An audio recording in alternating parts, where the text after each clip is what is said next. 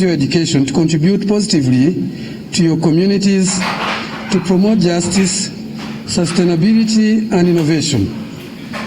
Fourth, value collaboration and diversity. These are all under our 10 graduate attributes.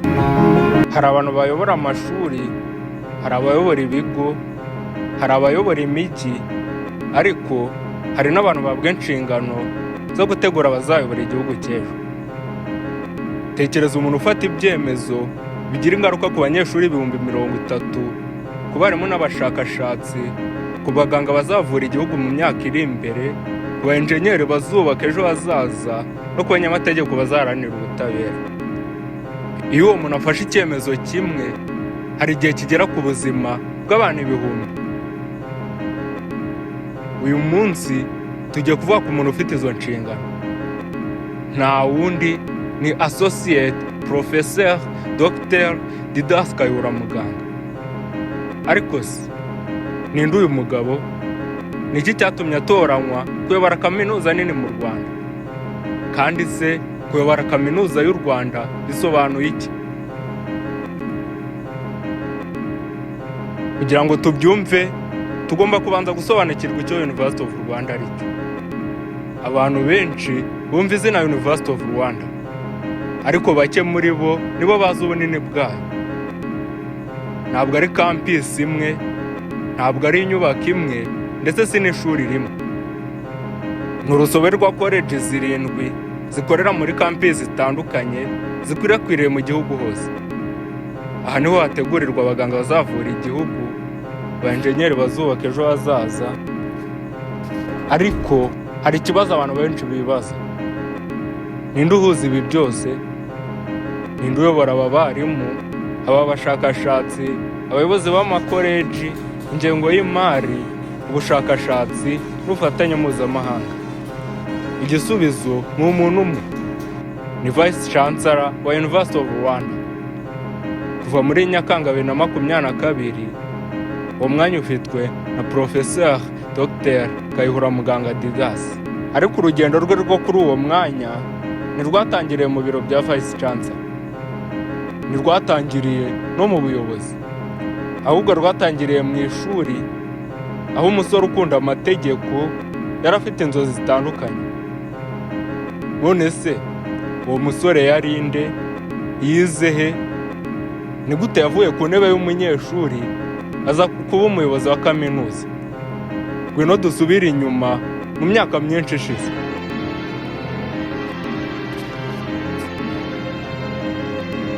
Urugendo rwe rwatangiriye muri National University of Rwanda, imwe muri kaminuza zari zizwi cyane mu gihugu mbere y'uko zihuzwa zikitwa University of Rwanda. Aha niho yahisemo kwiga amategeko. Ariko se kuki amategeko? Amategeko si ukwiga amategeko gusa, ni ukwiga gutekereza neza, gusesengura ibibazo, gufata ibyemezo bishingiye ku bimenyetso, no kuyobora mu mucyo no mu butabera. Ibyo ni bimwe mu bumenyi bwamufashije mu rugendo rwe rwakurikiyeho. Ariko ntiyagarukiye aho. Nyuma yo kurangiza amasomo ye yo mu Rwanda, yakomeje urugendo rwe ajya kwihugura mu Buholandi muri University, imwe muri kaminuza zizwi cyane i Burayi, aho yakuye impamyabumenyi y'icyiciro cya Masters muri International Business Law. Ariko nubwo yari amaze kugera kuri urwo rwego rwo hejuru rw'amashuri, ntiyahise ahagarara. Yakomeza ubushakashatsi bwe kugeza abonye impamyabumenyi y'ikirenga, cyangwa se yo twita PhD, Doctor of Philosophy. Yibanda ku miyoborere y'amasosiyete n'inshingano z'abayobozi ubwabo. Iki si cyo cyonyine cyamuranze.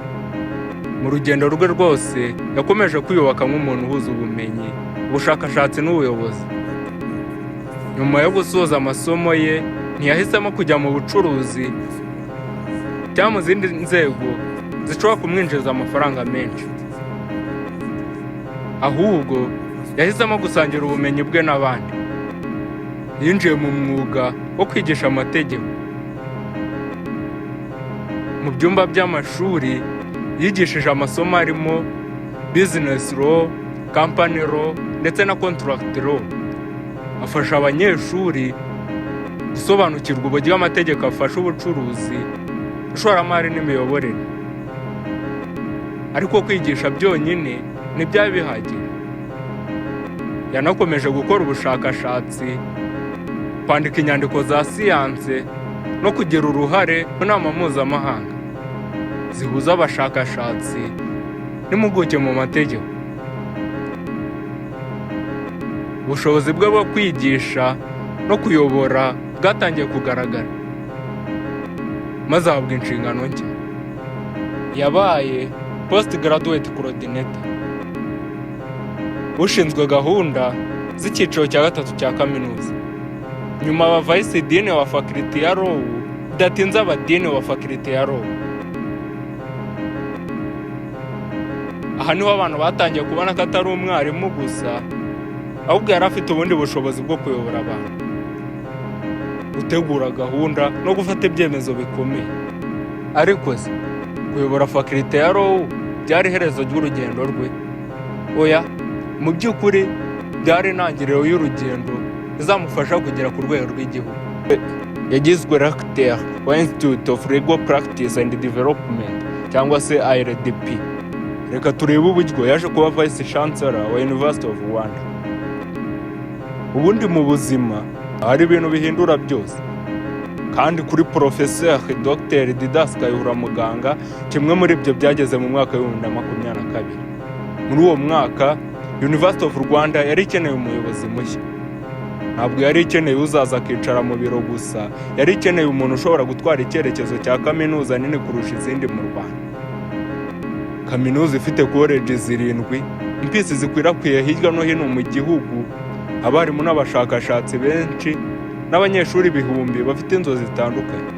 Iyo si inshingano ihabwa buri wese, ni inshingano zisaba ubumenyi, ubuyobozi, ubunararibonye ndetse n'icyizere. Kuwa 28 Nyakanga 2022, Nyakubahwa Perezida wa Repubulika Paul Kagame ashyiraho Associate Professor Dr. Didas Kayihura Muganga nk'umuyobozi mukuru wa University of Rwanda w'agateganyo. Iki cyari ikimenyetso cy'icyizere igihugu cyari kimufite. Ariko se ninde yasimbuye? Professor Dr. Didas Kayihura yasimbuye Professor Alexandre Yambaje. Uyu yari umuyobozi wa University of Rwanda igihe cyari kirimo impinduka nyinshi nyuma yo guhuza ibigo bitandukanye bikabyara University of Rwanda. Mbere y'uko Professor Didas atangira inshingano ze, kaminuza yari yabanje kuyoborwa by'agateganyo na Professor Noza Eba, wakomeje ibikorwa bya buri munsi mu gihe hari hategerejwe umuyobozi mushya. Ariko ikibazo nyamukuru ntabwo cyari uwo yasimbuye. Ikibazo cyari yasanze University of Rwanda imeze ite. Mu myaka yari ishize, University of Rwanda yari imaze kugera ku bikorwa byinshi. Yari yarubatse izina nk'ikigo gikomeye mu burezi no mu bushakashatsi. Ariko nk'ikigo kinini cyari cyo cyose, hari hakiri imbogamizi zagombaga gukomeza gushakirwa ibisubizo. Harimo gukomeza kuzamura ireme ry'inyigisho, guteza imbere ubushakashatsi, kwagura ubufatanye n'amakaminuza yo hirya no hino ku isi, no gukomeza kunoza serivisi zihabwa abanyeshuri. Ubuyobozi bwe yakomeje gushimangira ko University of Rwanda idakwiye kuba hatangirwa impamyabumenyi gusa, ahubwo ko igomba kuba ikigo gitanga ibisubizo ku bibazo by'igihugu. Niyo mpamvu yakomeje gushyigikira ubushakashatsi, guhanga udushya, gukoresha ikoranabuhanga mu miyoborere no gukomeza ubufatanye n'ibigo byo mu Rwanda no mu mahanga. Ariko mu by'ukuri kuyobora University of Rwanda ntabwo ari akazi k'umuntu umwe. Buri munsi akorana n'abungirije barimo Deputy Vice Chancellors, abayobozi ba colleges 7, abayobozi b'amashami, abarimu n'abakozi batandukanye, bagamije kugera ku ntego imwe. Iyo ntego nta yindi ni ugutanga uburezi bufite ireme, guteza imbere ubushakashatsi no gutegura abanyamwuga bazafasha u Rwanda kujya ku iterambere rirambye. Ariko se mu gihe amaze kuri uyu mwanya, ni ibihe bikorwa by'ingenzi byaranze ubuyobozi bwe? Ni gute University of Rwanda yakomeje guhinduka? Kandi se ni ikihe cyerekezo afite ku hazaza h'iyi kaminuza? Ibyo nibyo tugiye kureba Ubundi mu by'ukuri ubuyobozi bupimirwa mu bikorwa. Hari abantu benshi batekereza ko ubuyobozi bupimirwa ku mwanya umuntu afite, ariko mu by'ukuri ubuyobozi bupimirwa ku ngaruka ibikorwa byawe bigira ku bandi. Iyo umuntu ahawe inshingano zo kuyobora University of Rwanda, yoherezwa gutanga impamyabumenyi gusa, ahubwo aba ahawe inshingano zo kubaka ejo hazaza h'igihugu, uburezi bufite ireme, ubushakashatsi bufite akamaro, n'ubufatanye n'ibindi bigo byo mu Rwanda no ku rwego mpuzamahanga. Ariko se ibyo bisobanuye iki mu buzima bwa buri munsi bw'umunyeshuri? Bisobanuye ko kaminuza ikomeza kunoza uburyo bwo kwigisha, gushishikariza abarimu gukora ubushakashatsi, ikanashaka ko ubwo bushakashatsi butarangirira mu bitabo, ahubwo bufasha gukemura ibibazo igihugu gihura nabyo. Muri iki gihe isi iri guhinduka ku muvuduko udasanzwe. Ikoranabuhanga ryahinduye uburyo abantu biga n'uburyo bashaka ibisubizo. Niyo mpamvu University of Rwanda yakomeje gushyira imbaraga mu gukoresha ikoranabuhanga mu myigire no mu miyoborere, ndetse no guteza imbere ubumenyi bujyanye n'isi y'uyu munsi. Ariko mu by'ukuri kaminuza ntibaho yonyine. Kugira ngo ikomeze gutera imbere, igomba gukorana n'andi makaminuza, ibigo by'ubushakashatsi, inzego z'abikorera ndetse n'iza Leta. Niyo mpamvu ubuyobozi bwa University of Rwanda bukomeje guteza imbere ubufatanye n'andi makaminuza, ibigo bya Leta, hagamijwe kungurana ubumenyi, gukora ubushakashatsi bufatanyije no gufungurira abanyeshuri n'abarimu amahirwe mashya. Ariko hari n'ikindi Profeseri akunze kugarukaho. Kaminuza ntabwo igomba kurangirira ku gutanga impamyabumenyi gusa. Igomba kurangiza abantu bafite ubushobozi bwo gukemura ibibazo, bashobora guhanga udushya, bashobora guhanga imirimo, bashobora guhatana ku rwego rw'akarere no ku rwego mpuzamahanga. Niyo mpamvu usanga muri University of Rwanda hakomeje guteza imbere ubushakashatsi. Ariko twakibaza iki kibazo: ese University of Rwanda ifite uruhare mu hazaza h'u Rwanda? Igisubizo ni yego. Mu by'ukuri buri muganga urangiriza muri iyi kaminuza ashobora gukiza ubuzima bw'abantu ibihumbi. Buri munyeshuri ushaka ubumenyi hano ashobora kuzabutoza ibisekuru bizaza. Buri enjenyeri ashobora kuzubaka ibikorwa bizamara imyaka myinshi. Buri munyamategeko ashobora kuzarengera ubutabera mu myaka iri imbere. Kandi buri mushakashatsi ashobora kuzavumbura igisubizo gishobora guhindura ubuzima bw'igihugu. Ibyo nibyo bituma inshingano z'umuyobozi mukuru wa University of Rwanda ziba zidasanzwe. Kuko kuyobora iyi kaminuza si ugutegura amasomo y'umunsi gusa, ufasha gutegura u Rwanda rw'ejo. Twakibaza tuti ni irihe somo twamufatiraho?